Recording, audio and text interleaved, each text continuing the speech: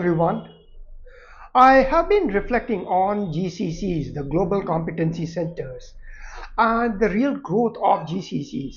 Having worked in three GCCs in the past 5 years in India, I know the business model, how it works, and I thought I'll reflect on this in the context of a question that came up recently online about tariffs, the tariff wars between India and the US, and the potential impact on outsourcing and GCCs.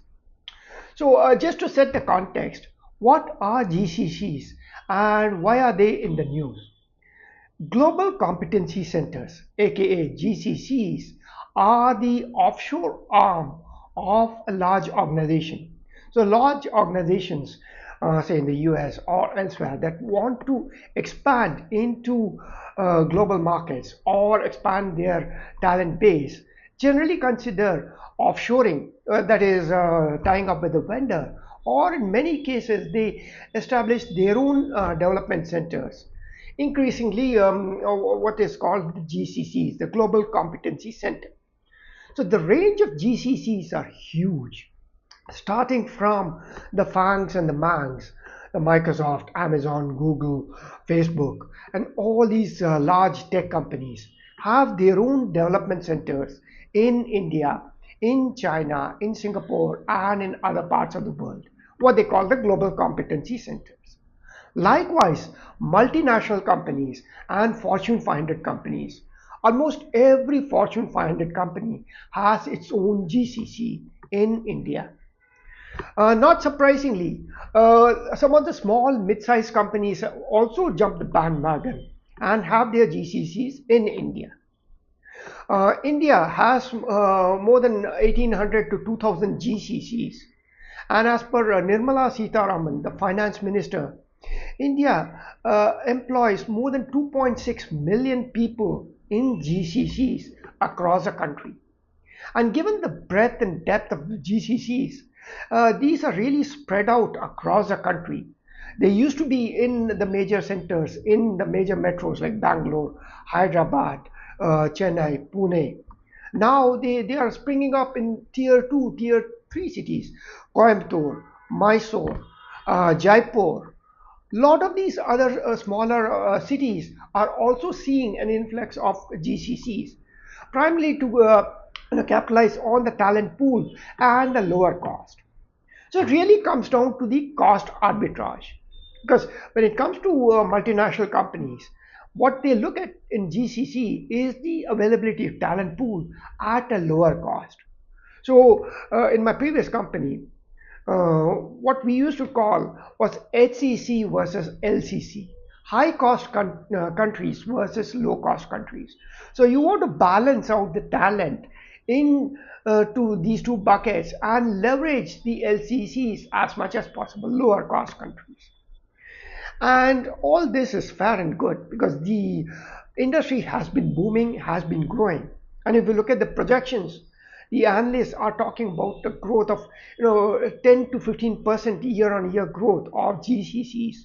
So by 2030, they are projecting huge numbers. All this could change with the stroke of a pen. President Trump and his team can decide that GCCs and offshoring comes under the ambit of taxes or tariffs, and they can do that overnight. If you think this is too far-fetched, just look at what has happened to Nvidia and the large chip makers. Earlier this year, President Trump said no chips, no high-end chips to be exported to China, and that brought Nvidia and these tech companies to the bargaining table with the federal government. They sat down with Trump, literally sat down with him, and started negotiating.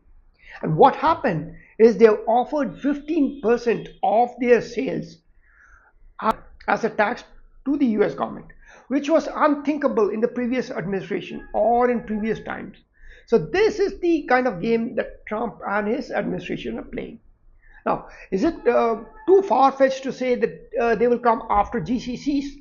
Probably not. If you look at the billions of dollars at stake, and millions of dollars in taxes that they could generate overnight if they decide. Companies outsourcing to India need to pay 50% uh, tax or a surcharge or 100% tax. So, what could happen if that happens, right? Then this was a question that came up in Reddit and some of these online forums. Now, let me reflect on the example that I have lived through. This multinational medtech company that I joined in 2019 had a large GCC in Bangalore when I joined the company. Right? They employed about 450, 500 people at a tech center in South Bangalore. Now, I used to commute there, meet people, and work out of that tech center.